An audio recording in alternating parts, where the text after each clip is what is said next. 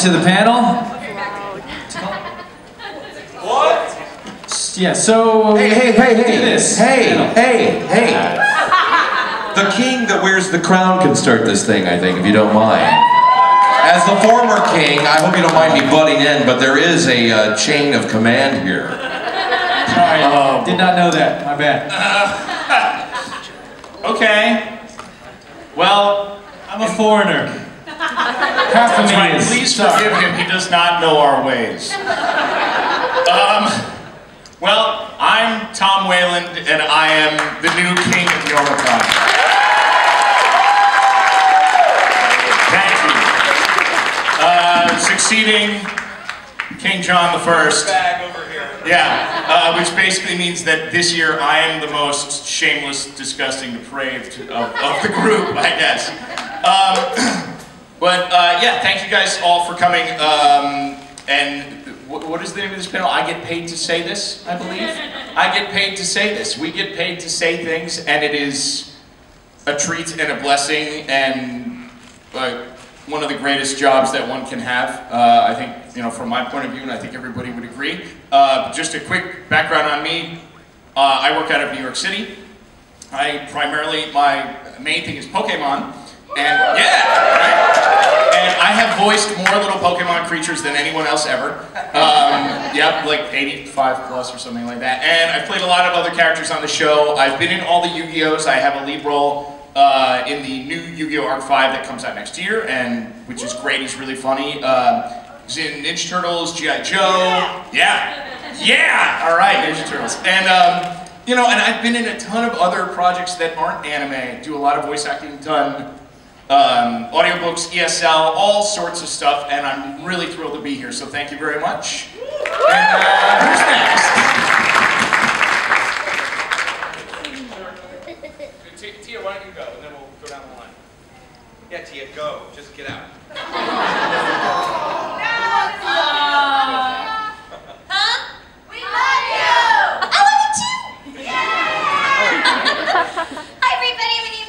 Ballard. I have been in this industry. I talk for a living. I've been in this industry for 5 years on Valentine's Day of this year. I'm a baby, kind of, compared to all these guys who've been in it for way longer.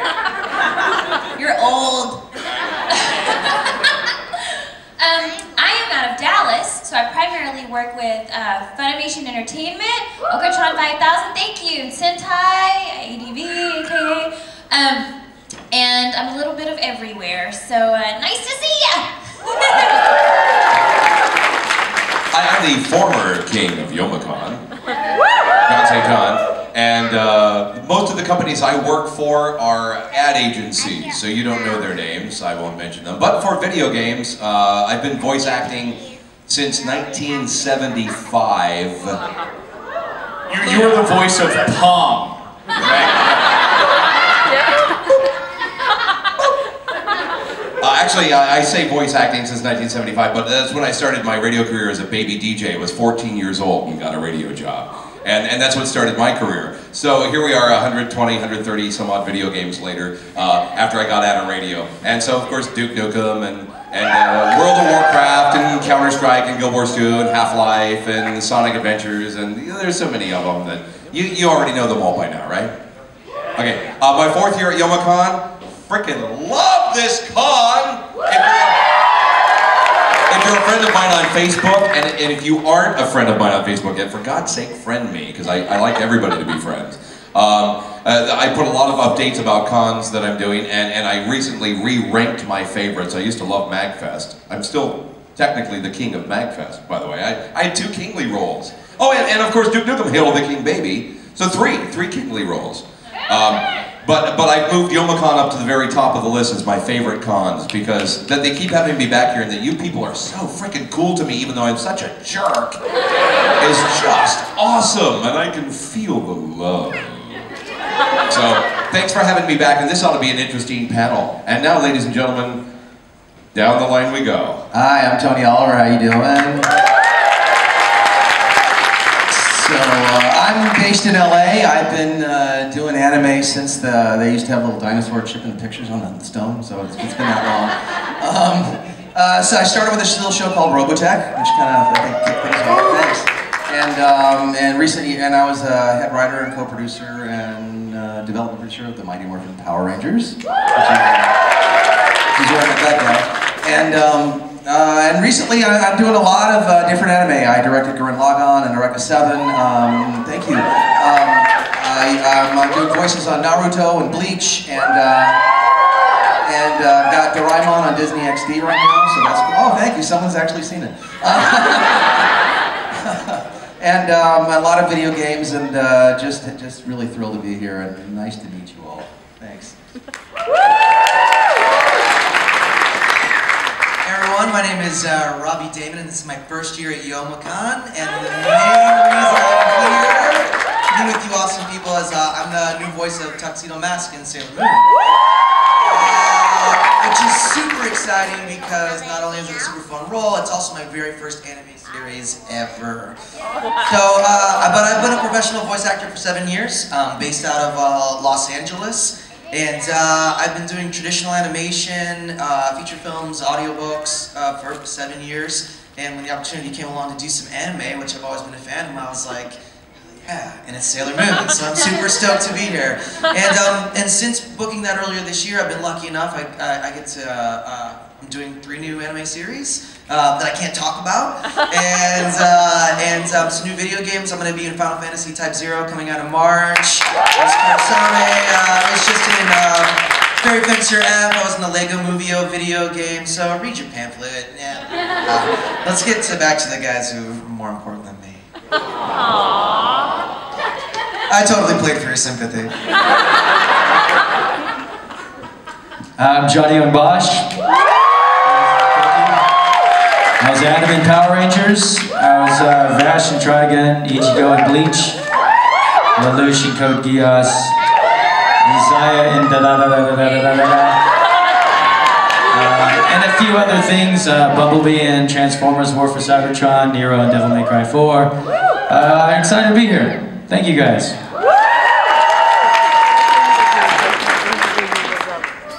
Good afternoon, I'm Tyson Rinehart. That's hilarious. Yeah. Yes, thank you. I just got thrown off my game by somebody laughing at my name. Yeah. Oh, well, that's even better. You're throwing me continually off my game. Thank you. Thank you for the love. I was Daru in Steins Gate. You might have seen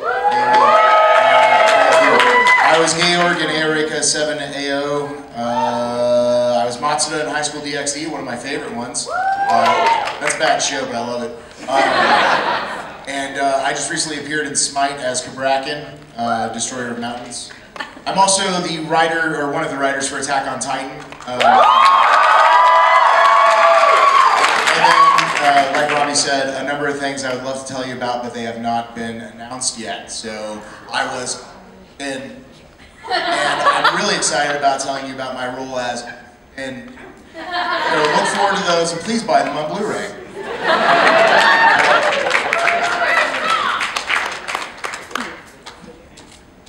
All right then. So let's just start fielding some questions from Yong. What do you say?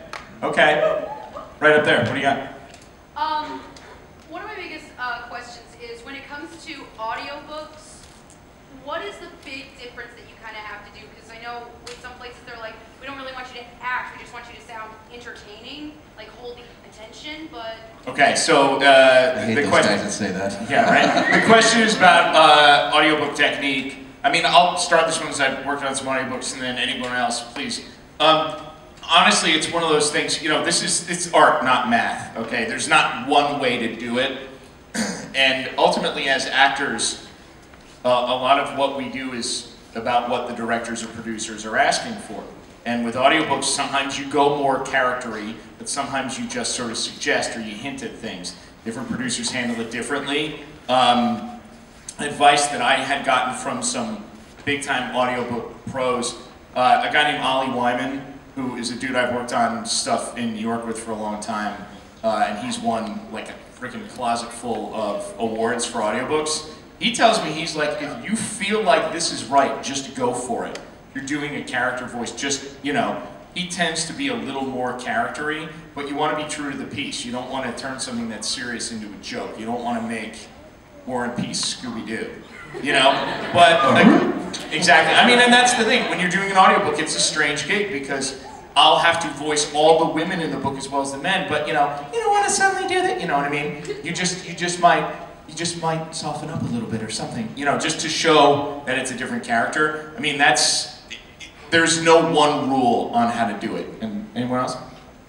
Yeah, I've worked at, only company I worked at is Random House. I've done about 8 books with them, and it is very similar to that. Because my first audition when I came in, I read 2 pieces, and the first one was a YA piece, and it was, you know, Yong and up, right?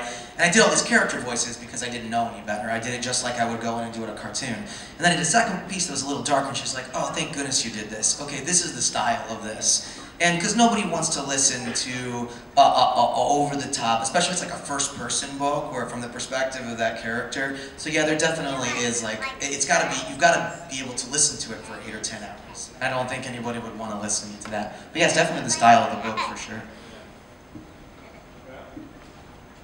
All right then. Thank you.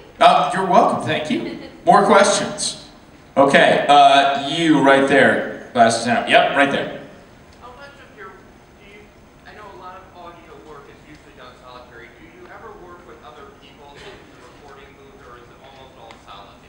Okay, so the question is, are you working alone in the booth, or are you part of a group? Tony, it depends on what you're doing. Generally, video games and anime, you're by yourself. And it has to do with the efficiency of recording and a bunch of other stuff. Most, like original cartoons, what we call prelay stuff, we're often in a group. So there'll be 8 or 10 of us in the booth at the time, and then we're playing off of each other, which is really my favorite way to record, because you can play, you're not stuck with the picture. But that's really the difference, and it depends again on what it is, which is why as a voice actor you got to have a lot of imagination, because very often you have to fill in the context and kind of guess what the other actor, how they're going to read the line, so that you know how you're supposed to read the line. So again, it depends on what it is you're doing.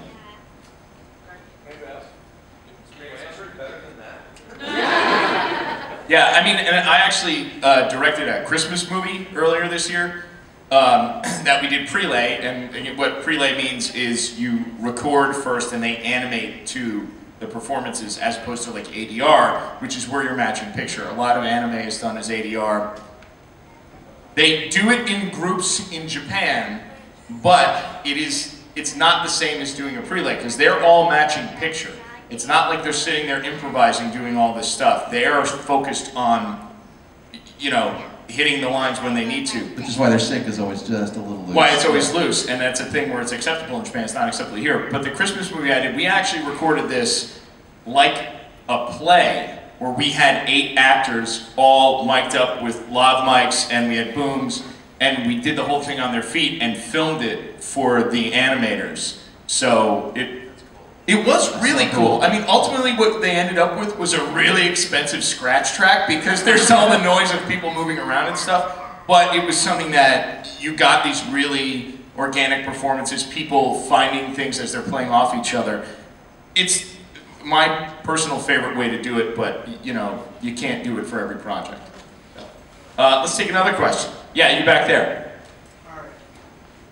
What is one anime role that you would have loved to play as? What is one anime role that you would have loved to have play as? Tyson, you want to start down that way? I can do that.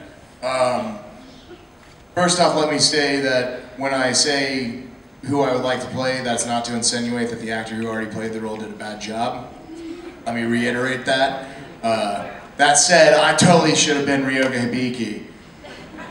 I totally should. I wasn't old enough. But had I been, I would have loved to have been that, yes. Rama 1/2, check it out.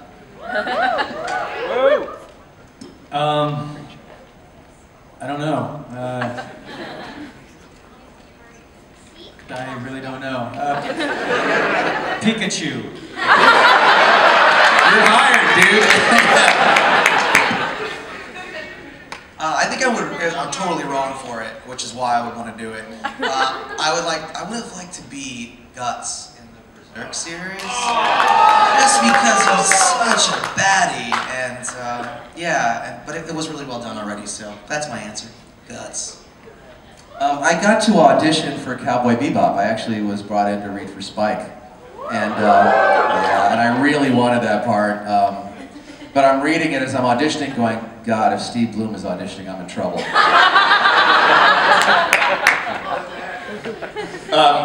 Two series that I had worked on that featured two of my favorite performances that I've ever seen, and they were great characters, and I think they would have been fun to play. One was called Now and Then, Here and There. Yeah, fantastic. It's horribly depressing, but it's so good. And King Hamdo, the bad guy in that, is such an amazing character, and it's a great performance. And then this other show called The Ping Pong Club, which is, it's all, somebody likes bathroom humor out there. It's that kind of show, but it's more or less an ensemble, but the Maeno, who's sort of the most psychotic of all the children, was so funny, and his dialogue was so good, that looked like it would have been a dream to play. So, there you go. There was this character that Kyle Hebert played called Big the Cat. That would have been cool. No, but seriously, I was in the running for the Joker part after Mark Hamill went out. And I did audition. I was in the top 3. I did not get it. I thought I would have been great because I love the evil, maniacal frickin' characters. I'd rather be the archenemy, the wicked guy than the hero in any game. I mean, I was lucky to do Duke Nukem and be a hero there, but I'd rather be something really frickin' evil. I want somebody who looks like Mr. T. Because that's kind of out of my norm. Yeah, something to challenge me. Other than that... Say, I pity the fool. I pity the fool. Other than that, I'm gonna count Mario and Sonic because they have been anime. Sonic X is an anime, and Mario had an anime way back in the day. So, either of those would be a dream. All right, more questions? Yeah, you right there. This was gonna be kind of an odd one, I guess, but if there's a video game character that you wanted to be, what video game character would that be? Okay, so it's similar to the last question, but about video games. There's a video game character. Now that you mean you wanted to be, as in like, Be the character. that you want to be that person, or you wanted to play that person in the game? No, be that person. Oh, you want to be that person. That's weird. Okay. Tia, go for it. I'd love to be Princess Peach. She's my favorite princess ever. And I just think she's lovely, so I'd like to. Maybe she'd be more lovely if she didn't get captured all the time. Let me tell you something about Peach, my friends. Everybody likes to pinpoint her as damsel in distress, but I'll tell you one thing.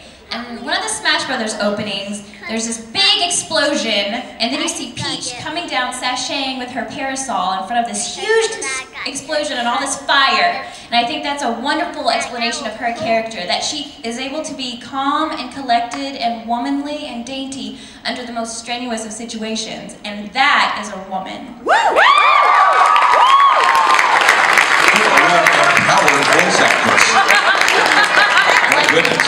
Will you all answer this for me? Seriously, if I could actually be any frickin' video game character, who would it be? Alright. I gotta think of like the games that I've been playing recently, and I think maybe I would go with Handsome Jack from Borderlands. I mean, to just get the chance to be a snarky prick all the time and get away with it would be great. So there you go. That's true. I could be Claptrap, but Dave is too perfect. So. I don't know. Most video game characters, they're either kind of utility or they get killed. So I'm not sure. I'll go with what I actually played. Minato. Well, Lupin was fun, but Minato, the 4th Hokage, because he's just kind of cool. It's easy. I'd want to be Link.